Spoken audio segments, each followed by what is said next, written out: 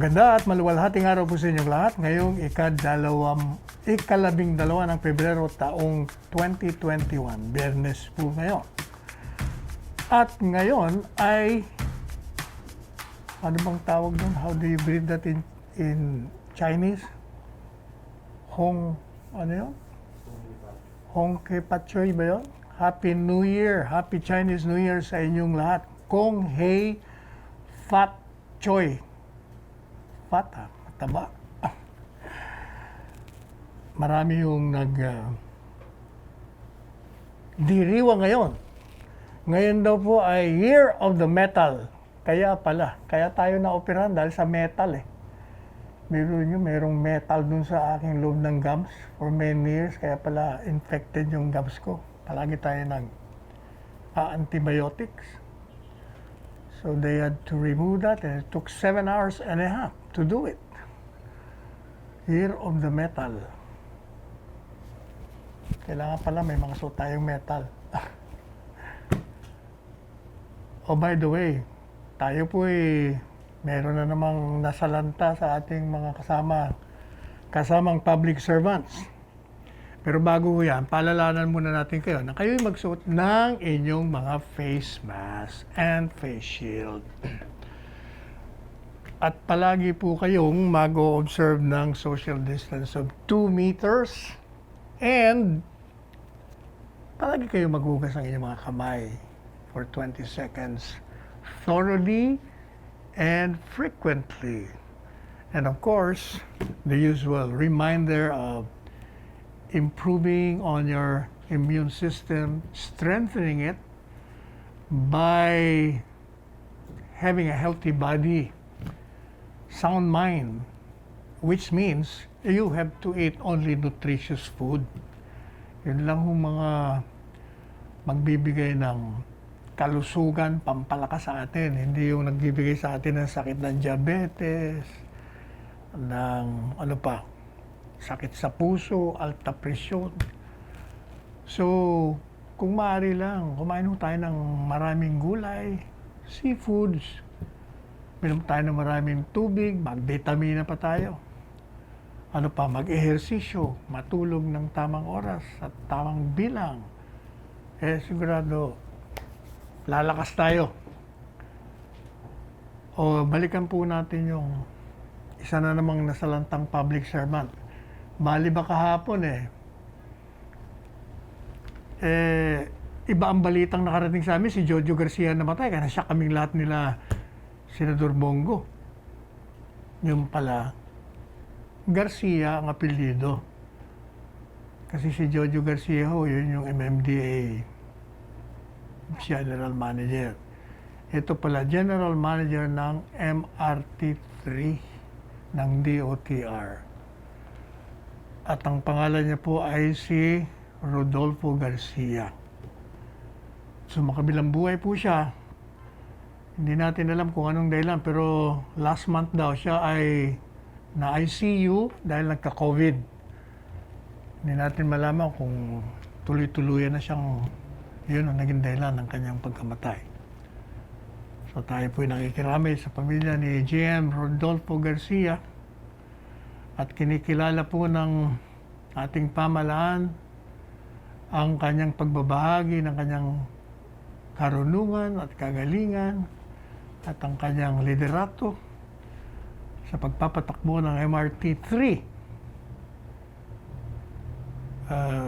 Dumadami yung ating bilang ng nasasalanta sa COVID-19 sa ating mga frontliners sa ating pamahalaan. Kaya nga palagi tayong nagpapaalala po sa inyo, si Presidente Duterte ganun din. Secretary Duque, Secretary Charlie Galvez, palagi talagang kailangan tayo maging maingat at tayo ay always observing the minimum health protocols. Tayo, nagpa-swab test tayo dahil lumipad tayo sa Lawag kahapon. So, immediately naman tayo ay negative. Medyo pinakabahan pa ako ng dibdib itong aking doktor na si Angelo. Kasi doon po sa kanilang ospital, UARM, nandun yata siya sa emergency room. Para naman daw yung nagpakonsulta parang ordinaryong sakit. Biro yung, siyempre hindi siya naka PPE, na pagsabihan nga natin, kahit na ano, lagi ka naka PPE. Pala positive. Sus Mariosep, o di kinabahan kami nga, nagpasa. Buti naman kaninang umaga dumating yung test niya, negative. Sabi na, kaya yung mga doktor, nako, huwag ko kayong maging complacent. Basta kayo nasa loob ng ospital, PPE lahat. Kung yung nagkukondak ng swab test, naka-PPE, halos di mo makita yung buong katawan nila, nakakatakip yung pang mga doktor. Sundin nyo lang yun, para hindi na tayo nangangamba. My goodness, meron na naman palang namatay, kaibigan natin to, lalo na yung anak nito, kaibigan natin, kasama lang natin to. Namatay na pala si tele-evangelist, ang founder po ng Ang Dating Daan, na si Brother Eli Soriano. Kailan ba natin huli ito nakita sa television? Parang last week nung nadaanan ko siya. Yun po siya ang nagpundar ng Members of Church of God International. Siya po'y 7 taong gulang at 30 taon. Nagpalabas po ng isang pahayag ang simbahang Members Church of God International. Sabi po nila isang malaking kalungkutan at ang kanilang pagtitiwala sa dakilang may kapal na pinapahayag nila ang pagpanaw ng kanilang minamahal na nag-iisang Brother Eliseo Eli Soriano, isang matapat na hatid ng salita ng Diyos, isang kapatid, isang ama, at isang lolo sa marami. Sabi po ng MCGI. So nakikiramay po tayo sa mga anak ni Brother Eli na isa sa kanila ay kaibigan natin. Ito pong si Brother Eli Soriano ay binyagan dito po sa Church of God in Jesus Christ, Pillar and Support of the Truth noong 1964 na dating pinangungunahan ni Brother Nicolas Perez. At siya po ang nag-take over ng leadership noong 1977 at pinangalanan niya na nga ito ng MCGI noong 1980. At ito rin po yung nagpundar nung Ang Dating Daan, isang programa sa radyo kung saan siya po ay naghatid ng magandang balita ng gospel. At ito nga ay naging television show pa ito. Ang Dating Daan. Ang Tamang Daan. Di ba, naging ano pa ito, mga biro-biro niya, yung kanyang mga critics, ang maling daan daw, kung ano-ano. Mga Pilipino, magaling dyan sa kalokohan. Iba naman, nagpapatawa lang. Pero kung minsan yung pagpapatawa, nakakasakit din, hindi po ba? So nakikiramay po tayo kay Brother Eli Soriano. Sumalangit nawa ang kanyang kaluluwa at ang liwanag na nanggagaling sa itaas ay palagi ang nasa kanya. Samantala, natatandaan po ninyo yung kontrobersya dun sa Motor Vehicle Inspection System. Dahil may bago na namang pakulo itong LTFRB o LTO. Dahil meron na ngang test sa smoke. Meron pa silang bago para sa roadworthiness. Meron na tayong emission test, di ba? Tapos meron pa, mamimili pa kayo. Mahal-mahal pa. Madalit sabi, umani na naman to ng kontrobersya, kaya nabanata na naman. Okay, pati si Presidente, alam nyo, dapat itong mga ganito, hindi na dapat ito pinapasukan ni Presidente. Dapat yung mga naririyan sa LTFRB, LTO, o Department of Transportation, dapat bago kayo maglabas naman kasi pag-aaralan nyo. Secretary Art, mukhang you're losing your, anong tawag doon? Kaya pala hindi ka na nakaka-return ng call. Mukhang dinadagsa ka na ng problema ng mga bata mo dyan. Ayusin mo.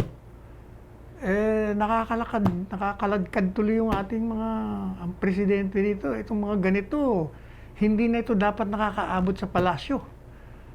Dapat sa level pa lang ni Secretary Tugade, tapos na ito. Hindi na ito umaabot. Hindi ko naman kasi maintindihan bakit dagdag pa kayo ng dagdag. May pandemya na nga. Tuloy pati si Senador Bongo, nanawagan din sa inyo, huwag natin pahirapan ang mga kababayan natin.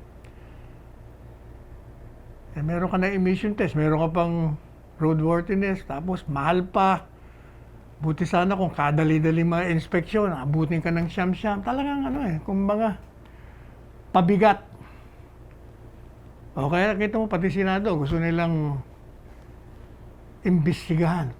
At nagrekomenda na sila ng pansamantalang suspension ng operation ng Private Motor Vehicles Inspection Centers.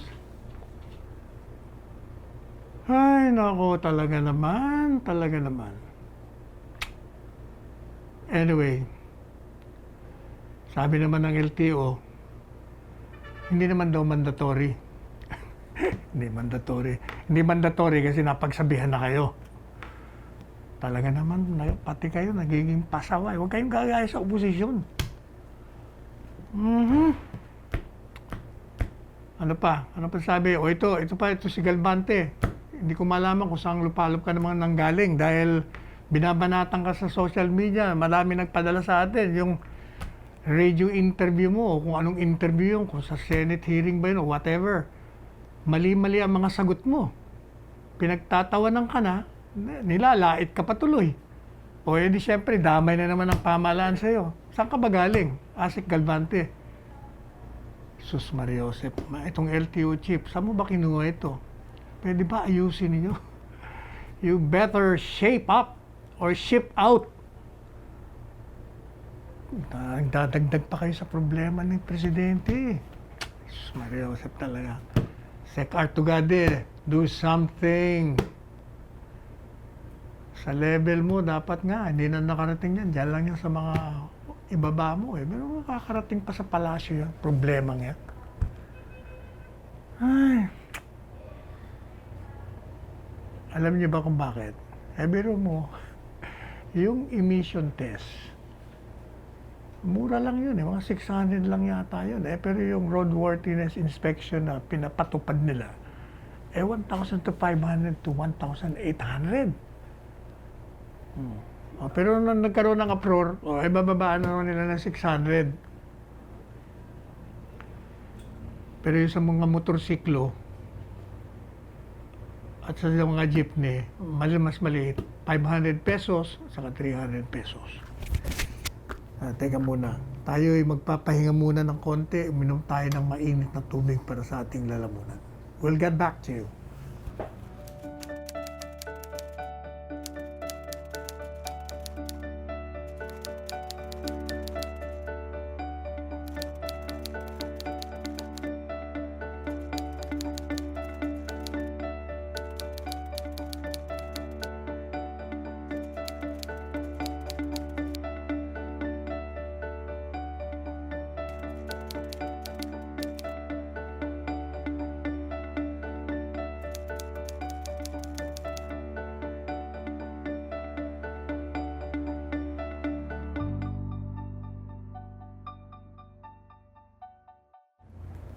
Alam po na ba ninyo itong DICT ni Secretary Gregorio Greg Onasan?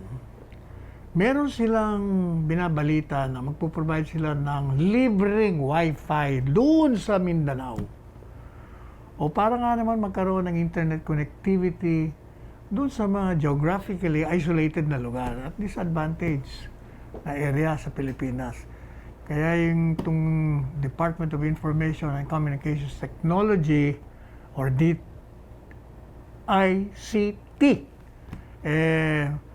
magdi-deploy po sila ng libreng Wi-Fi sites at mga very small aperture terminal o VSAT facilities doon po sa mga remote islands dyan sa Mindanao ngayong darating na buwan. At sabi po ni Secretary Greg Onasan, palalakasin niya ang rollout ng free Wi-Fi doon sa mga nabanggit nating lugar para merong mga pagkakataon naman itong ating mga kababayang Pilipino na maka-adapt sa bago nating kalakaran. At sa ngayon naman sa Mindanao, chairman natin si Manny Piñol, yung pong mga naninirahan dyan sa lugar ng Mindanao, kailangan daw pumunta sa higher elevations para lang makakuha ng signal. Pero, pag pumasok na itong binabanggit ni Secretary Greg Onasan ng free Wi-Fi, yung mga sites, maglalagay sila, hindi na kailangan. Hindi na sila ma-isolate. Magiging bahagi na sila ng ating lipunan. Samantala, yung pong Malacanang is calling out for a food security summit.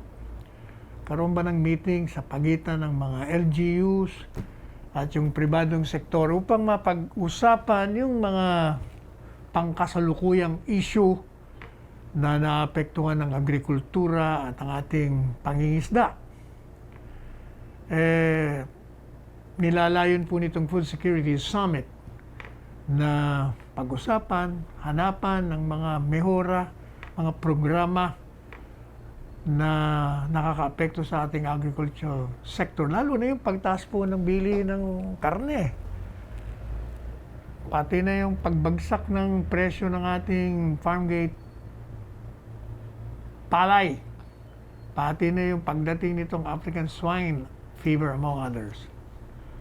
At ito pong summit also aims to develop a national food security plan para magkaroon tayo ng food security.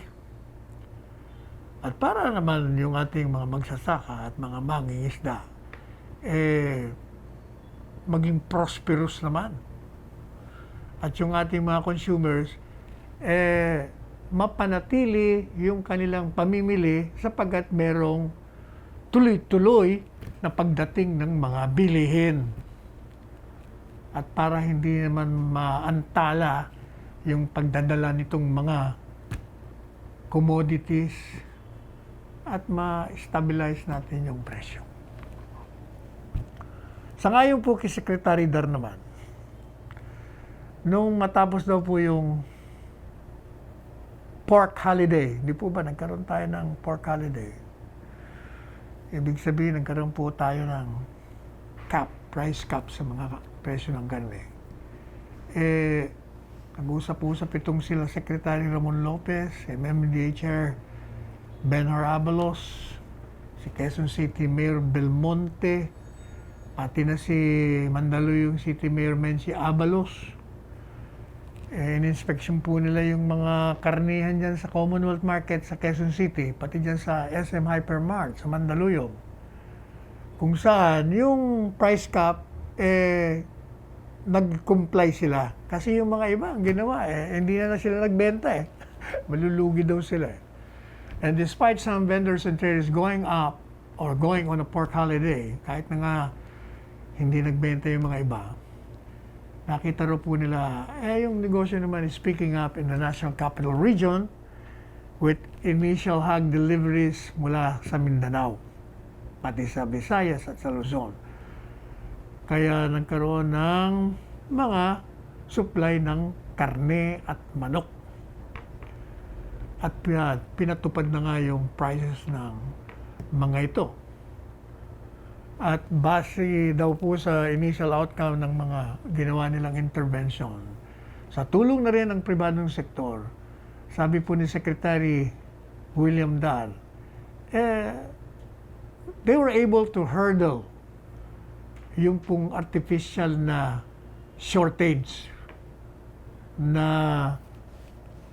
gustong gawan nitong mga detractors. Kasama ng mga unscrupulous. Kaya napasalamatan po ni Secretary Dar si Presidente Ramon Ang ng San Miguel Corporation sapagkat sinuportahan daw yung kanilang cause. At he set up the wholesale prices of their pork and chicken products for wet market least cost. Binawasan yung costing para yung distributors and resellers magkaroon pa rin ng profit o tubo. At nakikita po ni Secretary Dar na magkakaroon ng smooth implementation ng price ceiling on pork and poultry products. Kahit pa nga merong pa ring banta ng tinatawag na pork holiday. O gaya po ng nabanggit natin sa inyo kahapon, nagpunta kami ni Secretary Mike Dino, sumama po kami kay Senador Bongo upang ilunsad yung 101st Malasakit Center sa Lawag.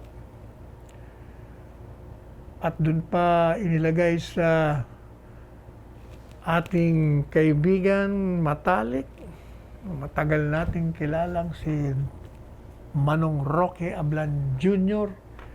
na naging kongresista, naging gobernador, at matagal na nanungkulan sa ating bansa. Naging ano pa ito kung hindi tayo nagkakamali, chairman ng kongreso sa paglaban sa illegal na droga. At maganda nga po yung paglulunsad, nandun lahat yung mga mayors. Nakilala pa nga natin yung kapatid ni Secretary Roy Cimatu. Si Mayor Cimatu ng, saan ba siya? Bangi, Ilocos Norte. Dalawa lang pala sila magkapatid. Maraming mga mayors doon Of course, we met also Mayor Michael Keon at si Governor Matthew Marcos Manotoc, itong anak ni Senadora Amy Marcos.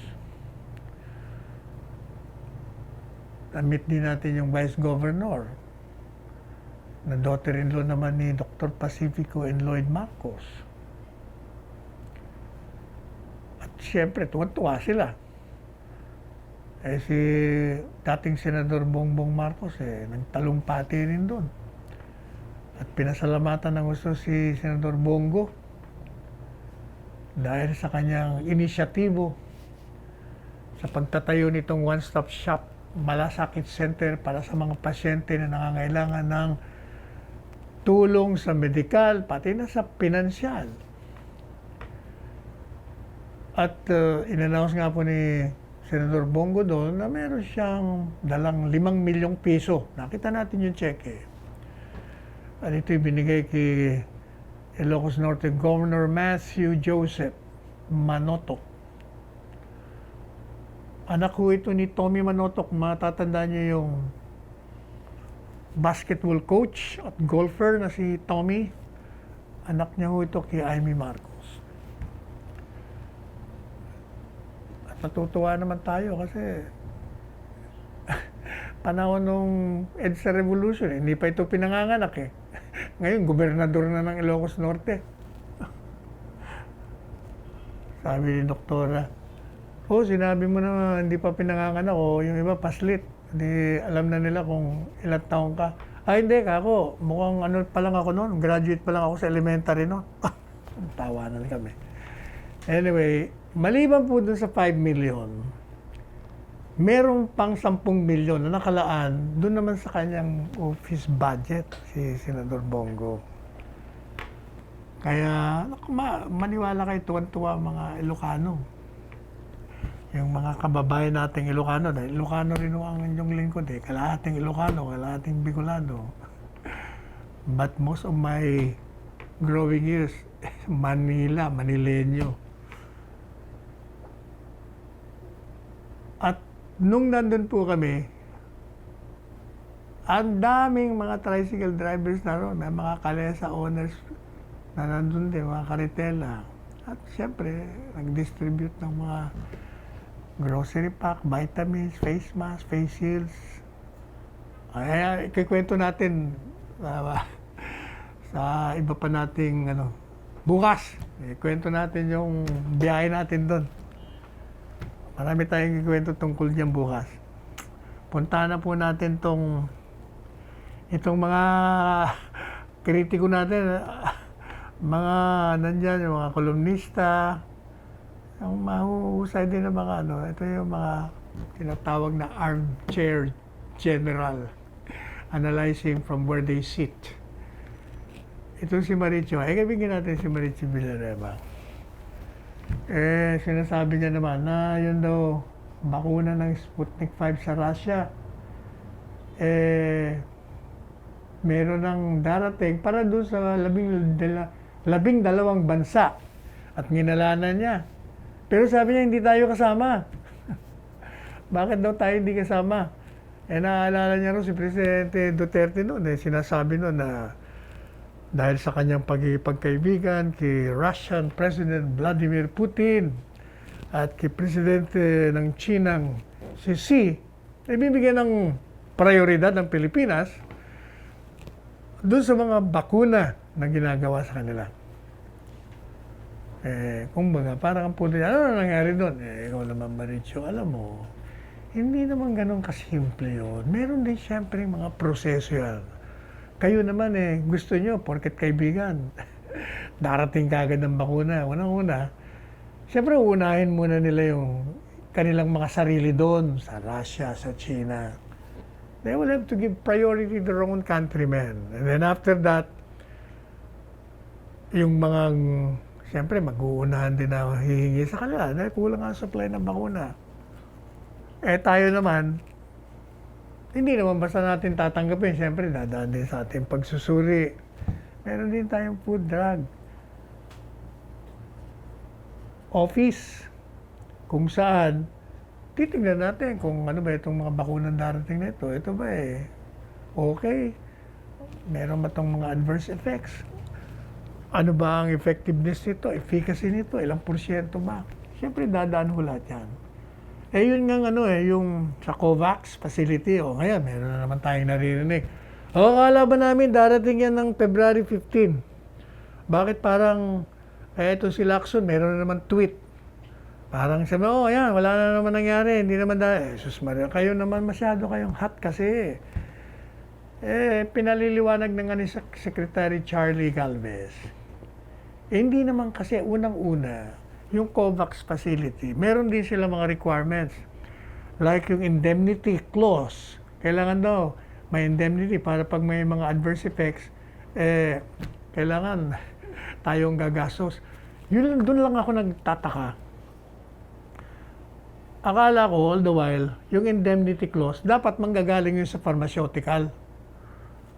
Kung baga, they will guarantee to us, yan, okay yun sa aming bakuna ha. Pag medyo may mga adverse effects yan, we are bound na kami mag-indemnify sa mga masasalanta o magkakaroon ng mga kailangang pagpapagamot. Ordinary, ganyan dapat usapan, pero baliktad pala. Ang indemnity clause, tayo ang magbibigay. Kung hindi sila papayag. At sabi ni Charlie Galvez, kasi nga, bakit ngayon lang natin yan? Ba't di natin na anticipate yan? Sabi naman siya, hindi, nananawagan na ako na kailangan meron tayong indemnity law. Ang Kongreso naman yun. Apart from that, sabi niya, yun ang mga requirements na yun, yung mga documentation na yun, hindi naman sa atin ang gagaling. Siyempre, manggagaling ho yun doon sa pharmaceutical company. They will impose certain terms and conditions. Ganun din yung COVAX facility.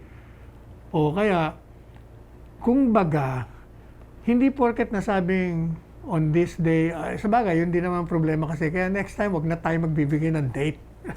Kasi pag nagbigay ka ng date, nako, they will pounce on you. Itong mga kritiko, sabi mo, ganito, hindi naman dumating. Kaya sabihin mo na lang, soon. Kung baga yung kata, how soon the flame of love can die. O, di ba? Huwag tayo magbigay kasi, sabi nga ni Secretary Galvez, doon sa tweet ni Lacson, hindi naman mawawala yung 40 million something doses ba yun? Maantala lang siguro. Instead na February 15, week after, darating na yan. Ay, nako. Talagang sala sa lamig, sala sa init eh. Pag nandiyan ka talaga sa gobyerno, hahanapan ka talaga ng puwang para ikaw ay makriticize. Kagaling-galing talaga mag-criticize. Palibasa, hindi sila nakaupo. I wonder kung sila nakaupo, how they will fare. Kaya kayo hinay lang. Relax. Stay cool. Kailangan bago tayo magsalita, tingnan muna natin. Tanungin muna natin. Siguro, mag-research tayo. Hindi po ba? Konting pahinga muna ho tayo. Babalikan natin po kayo.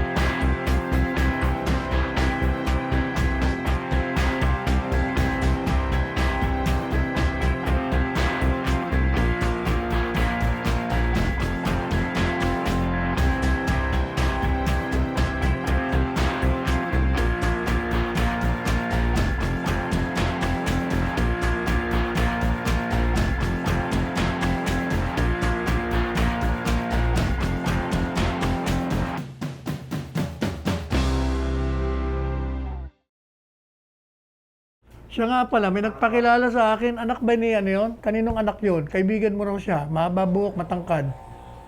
Anak ni Marcos ba? Anak ni Chef, anak ni Ivy. Sino ba yun? Ang pangal... Chef, Mike. Mike, hindi si Borgie yun. Mas bata kay Matthew. Sino bang nanay ni Borgie? Si Chef, Mike, si Tommy Manotok yun. Manotok ko sila. So, Manotok yung tatlong yon. Yes, Chef. Nakatatlo pala siya. Bakit hindi ka mukha yata ni Manotok yung mga yun? Hindi nga, Chef. Baka ka ako nasingitan Oo nga, Chef. Kasi tinitingnan ko, sabi ko, malayong mukha, wala akong makitang Manotok dito. Hindi kagaya ni P1. Si P1 yung anak niyang sa ABS-CBN kamukha ng tatay. Pero itong Ganyang kwento, Chef. pero itong tatlo, wala akong makita. No, Mas credit po tayo. Nada trace, sige. Number to 5, 4, 3, 2, and 1. Alam po ninyo, itong ating bansa, it's aiming to complete yung pong COVID-19 programa natin sa vaccination. Hopefully by 2023.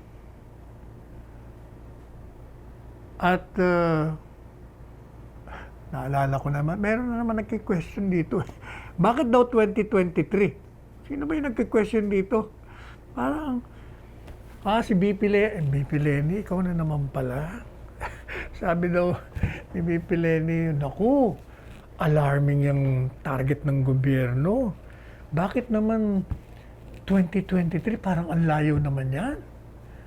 Yung target deadline ng immunity, dapat mas earlier than 2023. Nakakapag-alala naman daw yun. Ang daming naghihirap sa mga Pilipino. Alam mo, BP Lenny, na nga ba sinasabi ko kasi, huwag ka na kasi makikinig dyan sa mga tagapayo mo. Alam mo, kung ikaw lang, sa tingin ko, kung ikaw lang magdidesisyon on your own, you have common sense naman bakit naman, ano namang masama kung 2023? Unang-una, ang dami-dami nating babakunahan 70 million ang target mo. Akala mo ba madaling magbakuna? Ang problema nga natin, ayaw pa magpabakuna ang kalahating ng populasyon natin. Yun lang, yun lang. We even have to hurdle with that situation first. Baka dun pa lang, mahirapan na nga tayo umusod eh. Bakit ba naman kayo, bakit di ka na lang kayo mag-antay? Hayaan niyo yung mga ninobra ni Presidente dahil talaga namang buong-buo ang kanilang kalooban sa pag-aayos nitong programa sa bakuna. Okay lang yung 2023. Ano ba naman yung a year after this, meron na tayong 70 million na bakunahan. Aba, sa totoo lang, 70 million? I cannot even imagine we can inoculate 70 million in 2 years. O sa isang buwan ba, ilan ba babakunahan mo? Hindi ganun kadali yun, hindi ganun kasimple yun. Doon nga sa ibang bansa, kita mo hanggang ngayon ang Amerika, ilan pa lang eh. Samantalang sila ng pinakamayaman sa buong mundo, kumpleto sila. Wala, technology-wise, wala tayong laban, pero hirap din sila. Kaya, please lang, kayo namang mga, hindi natin tinatanggal yung mga pag-criticize, basta nasa tama. Pero, as I always say, stay cool muna kayo. Yun nga palang FDA, inaprubahan na yung compassionate, tawag nila doon, compassionate use ng 10,000 dosage ng COVID-19 vaccine mula naman sa China, yung pong Sinopharm. Di ba? Tatandaan nyo, ito yata ang ginamit ng mga PSG. At ito'y binigyan po nila ng approval para sa PSG. Tinatanong naman, bakit naman Sinopharm? Bakit ba? Kayo naman. Hindi ba yung nagpapabakuna, mamimili sila kung anong gusto nila. Hindi naman natin mapipilit kung ayaw nila. Pati ba naman yun, tatanungin nyo pa, bakit yan? Yun ang gusto namin eh. Kung yun namang, kasi natatandaan nyo, nagpabakuna na yung mga yan, di ba? Earlier. O ilang buwan na ba yun? Baka naman during that span of time, nakita na nila ang epekto. Baka okay. Baka yung mga nabakunahan either walang nagkasakit ng COVID o baka kung meron man, baka ilan lang. Magalit sabi, maganda ang resulta sa kanila. O since nasubukan nila, edi Sinopharm kami. Ganun lang ho kasimple yun. Kaya binibigyan ho ng FDA ng use, compassionate use ang tawag nila. Pero, hindi pa pwedeng gamitin ho yung yung Sinopharm without emergency use approval. Kailangan meron ka munang compassionate use permit.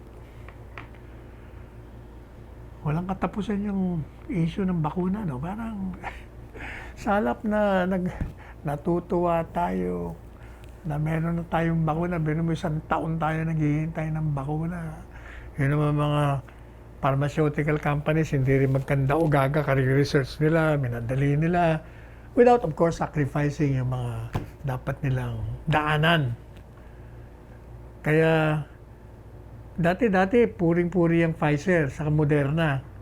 Pero nung lumabas yung mga adverse effects ng Pfizer sa saan ba lugar yun? Sa isang bansa. Parang lumalabas, parang maganda na daw itong Sinovac. Ang dami, dito lang sa Asia, ang daming kumukuha ng Sinovac. Dito naman sa ating bansa, dahil Chinese, o yung mga kritiko naman, bakit na naman Chinese yan? Siguro meron naman mga under the table deals yan. Siguro meron naman konsiderasyon dyan. Yan ang maririnig niya. Ay, nako. Anyway, yun namang DOJ natin, si Secretary Maynard Guevara. Sabi niya, itutuloy ng NBI yung kanilang investigasyon doon sa mga unrehistrado, hindi registered ng mga bakuna, kahit na nga inaprubahan na ng FDA yung Sinopharm. Basta tuloy pa rin. Siyempre, alam niyo naman, maraming mga scoundrels, maraming magpapapasok dito ng bakuna, yung pala hindi man totoo, fake. Kung totoo man, hindi dumaraan sa FDA at binibenta nila. O hindi po ba? O kaya, yung NBI po natin, iimbestigahan yun. At yun naman daw, paggamit, or rather, pag-approve ng compassionate use ng Sinopharm. Sabi naman ng FDA Director General na si Eric Domingo,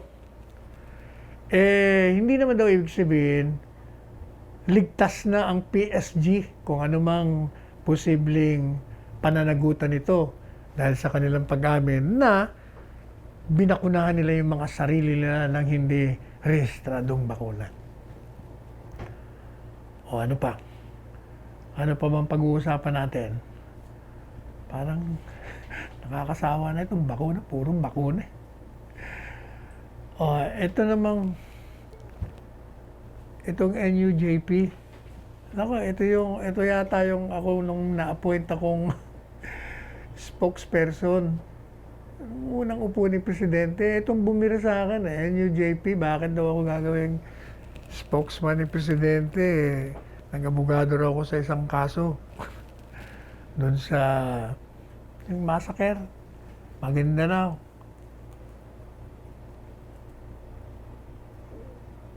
Kaya itong National Union of Journalists in the Philippines, I remember NUJP ang nagpayag ng mga kontra sa atin. Kaya si Presidente,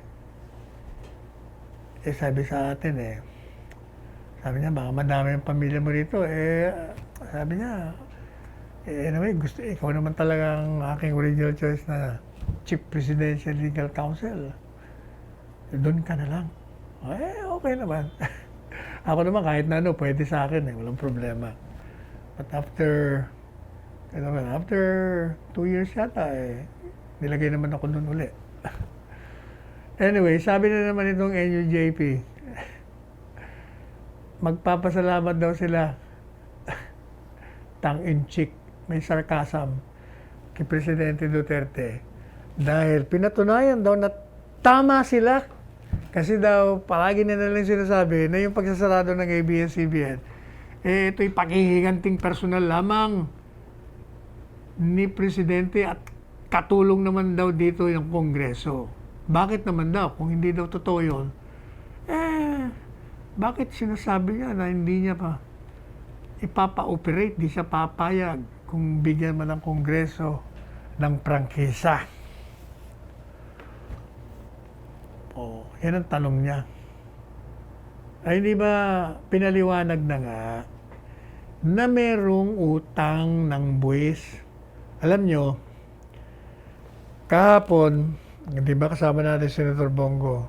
So sabi ko, pwede niyo ba akong bigyan ng mga dokumento tungkol doon para mapag-aralan ko at mabahagi ko sa ating mga tagapakinig kung ano talaga ang utang ng ABS-CBN. In fairness din, para malaman natin ano ba talaga, saan nanggagaling ito.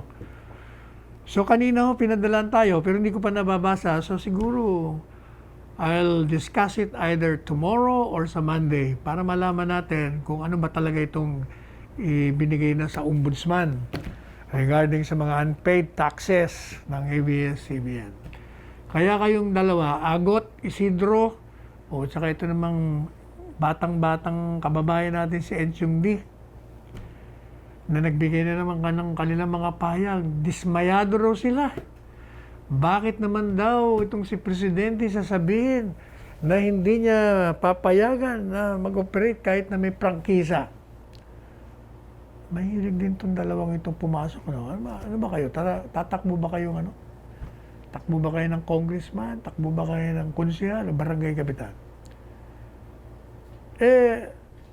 Hindi niyo pa nga alam kung anong punot dulo, basta kayo pumapasok. Papakinggan niyo muna. Know your facts. Research. bago kayo magsalita. Hindi ba sinabi na nga ho natin nun? Ever since, hindi ba ang linya natin? Hindi porket nagsalita si Presidente ng kanyang personal na hinaing sa ginawa sa kanya ng ABS-CBN. Hindi ibig sabihin, siya ang magiging dahilan ng hindi pag-renew. Sapagkat, di ba sinabi na natin, hindi naman siya magbibigay ng renewal ang Kongreso eh. At sabi natin, sinasabi kasi, hindi, ang Kongreso, sino ba may hawak niyan? Di ba si Presidente? Sus. Yun siguro nung mga panahon ni Marcos, panahon ni Macapagal, yung dating Macapagal, kahit lahat ng mga dating Presidente. Pero kung titingnan nyo, susuriin nyo, itong si Presidente Duterte, hindi ho nakialam sa Commission on Appointments.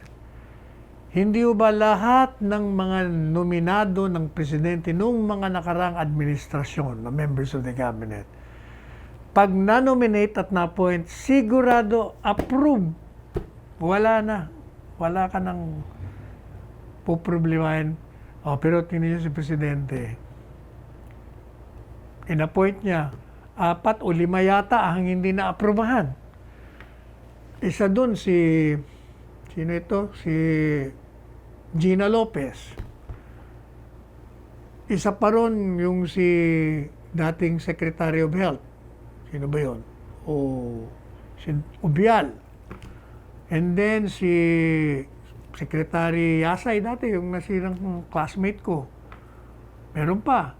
Si Tagiwalo, 4 na. Meron pang isa pang kaliwa, si Mariano. Sige, paano nyo sasabihin sa akin, nahawak ni Presidente yung Kongreso at nakikialam siya? Kasi kung pinakialaman niya yon, ay sigurado approve yon. Hindi po ba? Hindi nga siya nakialam, pinabayaan niya, bahala kayo, sa inyo yan eh. That's your turf, that's your territory. Edi true enough, ayun, di ba, nagkaroon ng mga investigation, lumabas doon, may mga violations. Merong mga compliance, meron din mga violation. But as I said, di ba, pinaliliwanag ko sa inyo, the compliance does not preclude prosecution from violations, subsequent violation.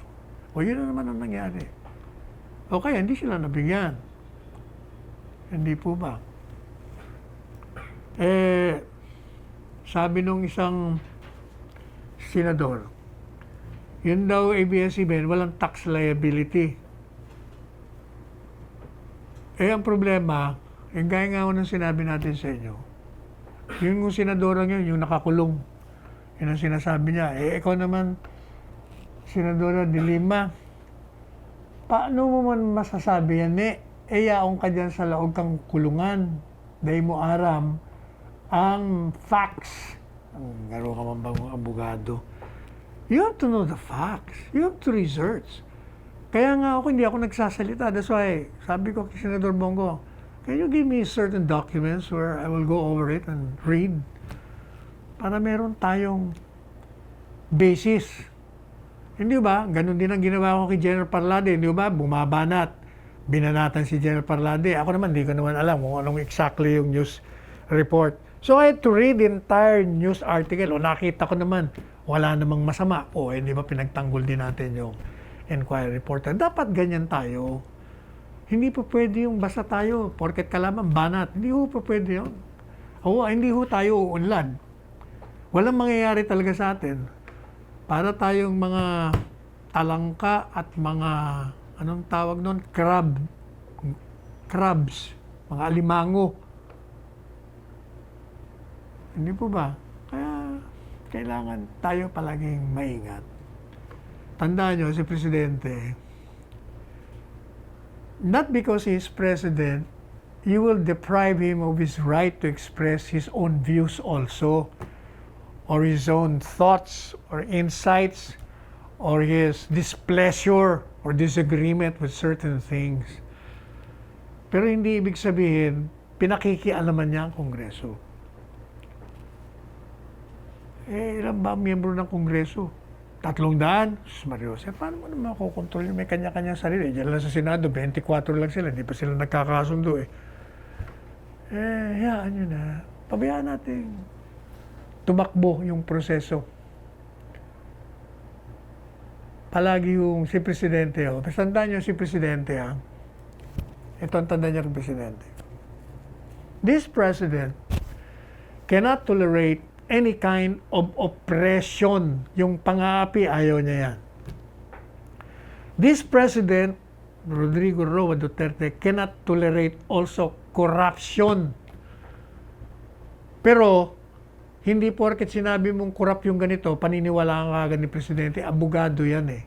Lahat ng abogado, nag-iisip, papaimbestigahan niya muna yan, silently, secretly. At pag nakita niya na merong probable cause, yari ka sa kanya. Ayaw rin ng Presidente ng droga. Naku, hate na hate niya ho yan, yung drogang yan. Ayaw niya rin ng kriminalidad. O, kita niyo yung Davao, once the hotbed of criminality and rebellion, look at it now because of him. O, kaya nga naging Presidente yan, yun ang kanyang naging modelo. Kaya humanga ang sambayan ng Pilipino. Kaya yun yung kaugnay dun sa revival ng prangkisa. Sinasabi naman ni Speaker Lord Alan Velasco, mukhang wala na tayong oras dyan, dami nating inaasikaso. Siguro sa susunod na kongreso nyo na lang pag-usapan yan. Sabi niya, we have a lot of things to do and we have to finish yung mga priority measures ng Duterte administration para matulungan natin to si Presidente. Ma-fulfill niya yung kanyang mga promesa sa kanyang kampanya bago dumating yung 2022 elections. And on top of that, sabi ni Speaker Alan, we would like to see the passage of Bayanihan 3, pati na yung ibang economic bills, para ma-rebuild natin, mabuhay uli natin yung ating Philippine economy. Na alam naman natin sinira nitong pandemya para ma-rebuild natin yung buhay ng ating mga kababayan. Yan naman daw mga dating hearing sa House. Matagal na at malalim yung diskusyon dyan. Kaugnay sa prangkisa ng ABS-CBN. At kung anumang mga naging paglabag nito sa saligang batas, lalo na sa foreign ownership, pati yung paglabag sa mga labor laws, at pati na yung paglabag din sa terms ng legislative franchise. So, hayaan na po natin ng Kongreso. Samantala, itutuloy daw nila dyan sa House of Representatives yung sinimulang investigasyon. Kasi ito actually may investigasyon na po rito sa sinasabing tax liability ng ABS-CBN. Yung pong Lopez Group of Companies may utang daw sa DBP. Kaya tutuloy, basta alam nyo, tuloy nyo na lang ang investigasyon. Kung anong totoo, hindi ilabas nyo. Kasi sinasabi naman ng Lopez Holdings Corporation, wala naman kaming unpaid obligations. So, dapat, alam nyo, sa batas, the one who alleges must prove. Since sinasabi natin na may tax liability ang ABS-CBN, prubahan. Kaya nga nagkakaroon ngayon ng investigasyon sa House para malaman natin, magkaalaman na.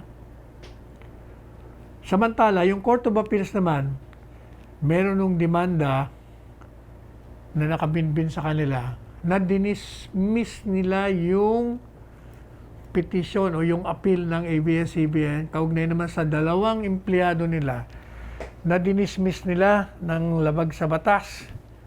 Nanalo yung, madali sabi, nanalo yung dalawang empleyado. Nag-apila sila. Pero denied for lack of merit yung certioraring final nila. Ito yung mga empleyado rito, si Ellen Lagat at si Munet Soriano. Kasi daw, illegally dismissed sila, hindi pa sila binayaran ng overtime, wala pang 13-month pay, wala pang incentive leave pay, wala pang holiday pay, pati attorney's fees, wala. O kaya, sabi ng Court of Appeals, denied. Sapagkat ang Broadcasting ABS-CBN daw nabigo to discharge his burden of proving that the National Labor Relations Commission, na nanalo sila ron committed a grave abuse of discretion. Kaya dinina yung petition ng certiorari questioning the decision of the NLRC. O naalala tuloy natin, meron tayong nabasa at nagpadala sa atin yung 13-month pay yata o yung sa Channel 13. Ako, nagre-reklamo din yung mga empleyado sa Channel 13. Di ba government station ng Channel 13? Kaya, ang ginawa ho natin nirefer natin sa PCOO. Kung ano na nangyari doon sa kaso niyon. Yung mga problema ng Channel 13 employees. Bakit kasi hindi pa pagbili itong Channel 13 na ito sa pribado para magamit? Parang hindi naman nagagamit. Parang white elephant ito. Siyempre, you have to maintain the studio. You have to pay the employees. Kung nalulugi, ibenta na lang natin. Hindi po ba? Nasasayang lang. Anyway, dito naman sa isang editorial ng Philippine Star, kailangan daw magtagumpay tayo sa pagkuha ng mga puso at isipan ng mga kababayan natin para manalo tayo laban sa armadong rebelyon. Tama naman siya doon. Wala namang mali doon sa sinabi niya. Kaya lang, binabatikos niya nga itong si General Parlade. Dahil palagi daw itong under 5 for red baiting. Alam niyo si General Parlade, faithful siya sa trabaho niya. Once lang naman siya nag-overboard, yung binabanggit natin kanina tungkol sa news writing na straight. Pero binanata niya at trinete niya ng demanda. Pero nag-apologize naman siya. So, tapos na ho yun.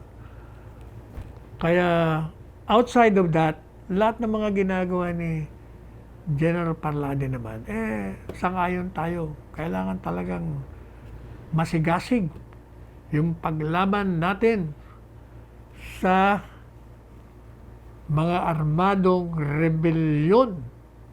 Hindi pa pwedeng mananahimik tayo, pati na yung mga kaalyado nila. Kaya ini-expose yan ni General Parlade.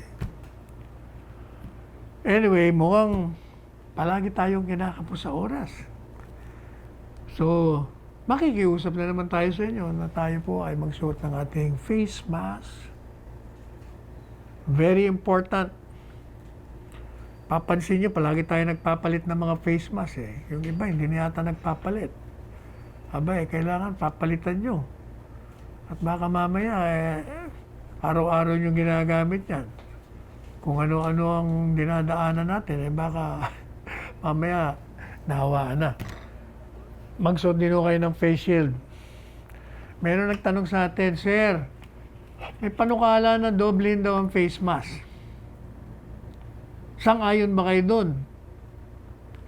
Kung sa tingin mo, okay, makakatulong sa'yo, magdalawa ka ng face mask, wala namang masama doon. Kaya lang, baka mahirapan kang huminga. Basta anything that will help prevent the transmission of disease from one to you, edi gawin mo. Bukas Sabado, huwag niyong kakalimutan. Kaya, Sabado na, 13 pa, 13, the day before Valentine's Day. Anyway, huwag niyong kalilimutan din, paglabas niyo sa inyong mga bahay, observe the 2-meter distance. Yung, alam niyo, gawin niyo yung conscious ba kayo? Pag nakita niyo, layo ka agad kayo. Ako sinasabi, op. Pati nga yung mga picture taking Although, alam niyo naman, picture taking, seconds lang naman yon. Kaya, karamihan sa nagpi-picture taking, magkakatabi. Pero ako, kasi siguro nayayamot na sa akin yung mga nagpapaselfie sa akin. Oh, teka mo na. Yung face mask. Maglayo kayo, lumayo kayo ng 1 meter. Oh, pero gawin ho natin yun. Ano na, abandon of caution is much better than abandon of recklessness. Hindi ba? Oh, tapos, ano pa? Ay, huwag niyong kakalimutan maghuhugas kayo ng mga kamay, ha? Pagdating niyo sa bahay, o kahit nandiyan kayo sa labas, pag pumasok kayo ng bathroom for personal na kailangan ilabas nyo, o maghugas kayo ng kamay. May sabon naman doon, mayroon pang mga alcohol sa loob eh. And of course, don't forget, ito talagang 100% to ito. Pag malakas ang inyong katawan, malusog kayo, ay mahirap dumapo yung kahit na anong sakit. Kaya, kumain tayo ng mga masustansyang pagkain. Yung hindi yung nagdadala ng sakit. Eat a lot of vegetables, fruits, drink a lot of water, exercise, ano pa, sleep well, sleep at least 8 hours a day. Expose yourself to sunlight, vitamin D. Drink vitamins. Oh, yun. Maniwala kayo. Okay, lately, alam niyo bang iniinom ko ngayon? Iniinom ako ng maraming, yun yung orange juice. Naku, ginagawa ko talagang juice yon. At saka yung buko. Oh, buko juice. Oh, yung talagang masarap. Okay, tingnan nyo. Malusog tayo. Hindi tayo nagkakasakit. Every swab natin, palagi negative. Tataka nga sila palagi naman tayong lumalakad. Ganun talaga. Kailangan palakasin natin ang ating mga katawan. Anyway, ako po ang inyong lingkod, Salvador Panelo. Hanggang bukas. Kanina alas 2 tayo, di ba? Alas 3 na.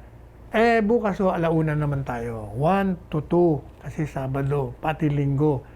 At hindi lang tayo Facebook, nasa PTV4 din po tayo.